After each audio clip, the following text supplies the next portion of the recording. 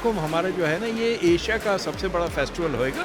Sir, इस बार के startup Mahakumbh के 2025 के सेकेंड एडिशन में हमारे पास 3000 से ज़्यादा स्टार्टअप्स हैं। बिल्कुल। आपको क्या लगता है सर, स्टार्टअप इकोसिस्टम किस तरीके से डेवलप कर रहा है इंडिया में? जी, बड़ी बढ़िया तरीके से डेवलप कर रहा है। आप तो देख चुके हैं, इतनी एक्साइटमेंट है, इतने लोग आए हुए हैं। वैसे 2-3 चीज़ें यहाँ हो रही हैं। एक तो पहले 3000 स्टार्टअप्स के बूथ्स आ गए हैं। हमारे देश में शायद अगले साल 10,000 आ जाएं, क्या पता। यह इसकी एक्सपेंशन इतनी जल्दी हो रही है। और दूसरी चीज़ ये है कि it's inspirational for the young people. अब हर जो भी आता है यहाँ बूथ को देखता है, वो भी सोचते हैं कि हमें भी कुछ करना चाहिए, हमारे लिए भी कोई आइडियाज़ मिलेंगे यहाँ।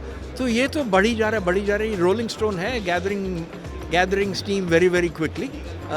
So I think India will be the biggest startup nation in the world. ये महाकुंभ हमारा जो है ना, ये एशिया का सबसे बड़ा फेस्टिवल होएगा।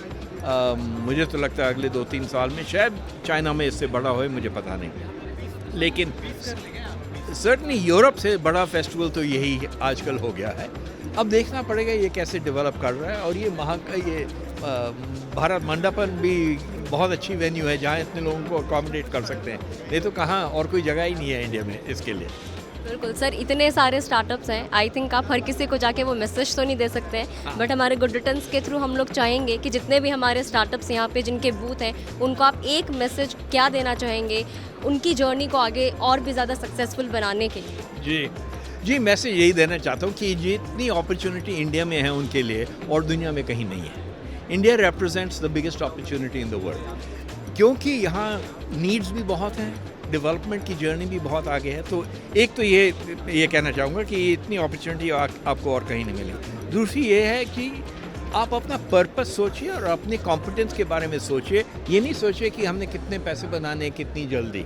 अगर वो सोचेंगे वो गलत आइडियाज़ हैं। आपने सोचना है कि हमारी जो एक्सपर्टीज़ है, जिस भी एरिया में हम काम कर रहे हैं, उसमें हम क्या बना सकते हैं विच इज़ सस्टेनेबल, जो लॉन्ग लास्टिंग है, जिससे हम इंस्टीट्यूशन खड़ी कर सकते हैं। बिल्कुल सर, कौन सी ऐसी स्ट्रैटेजी होती है जो किसी भी स्टार्टअप को एक सक्सेसफुल बिजनेस बनाती है? सॉरी, मैं समझा। कौन सी ऐसी आपको लगता है कि स्ट्रैटेजी होती है जो किसी भी स्टार्टअप को एक सक्सेसफुल बिजनेस बनाती है? हम देखिए, किसी ऐसी कोई स्ट्रैटेजी नहीं है। This is all up to the individual. जो इंडिविजुअल कोई थंब रूल आपको लगता है नहीं है? हाँ जी, कोई थंब रूल आपको लगता है नहीं है? ऐसा थंब रूल हो ही नहीं सकता। ये तो यही है कि देखिए, अभी मैंने मिस्टर रॉनी स्क्रूवाला से स्टेज पे बातचीत की थी फायर से। अब उनके वो दिल में है persistence, common sense, intelligence, marketing, leadership, वो अंदर से निकलती है। वो लोगों को दी नहीं सकती। ना ही आप कॉलेज में उसको पढ़ सकते हैं। टू सम एक्सटेंट बहुत एडिशन कर सकते हैं, आपको सीखना पड़ेगा बिजनेस कैसे चलाना है, बट एट द एंड आपके अंदर से होनी चाहिए। क्योंकि कई फेलियर्स आएंगे, आप फेलियर को कैसे टैकल करते हैं उससे फ़र्क पड़ेगा। रेजिलियंस चाहिए, कितने साल आप लास्ट कर सकते हैं।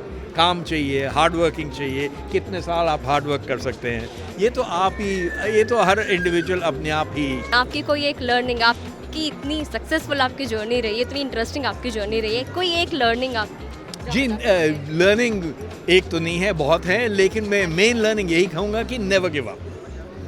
देखिए, आजकल सब सोचते हैं जेनपैक का बिजनेस हमने खोला था, अब तो everybody takes it for granted. हाँ, आउटसोर्सिंग हो रही है। उन दिनों में सोचिए, हम अमेरिका गए थे, हमने कहा आप अपने बिजनेस प्रोसेस हमें दे दीजिए, हम 5000 मील दूर जाके अपने बैड टेलीकॉम लाइंस पे ये बिजनेस प्रोसेस करेंगे। वो तो हंस रहे थे हमारे ऊपर। वो तो पूछ रहे थे, इंडिया में पीसीज होते हैं, आपको अंग्रेजी आती है, आपके पास फोन लाइन्स हैं, आपके पास सड़कें हैं।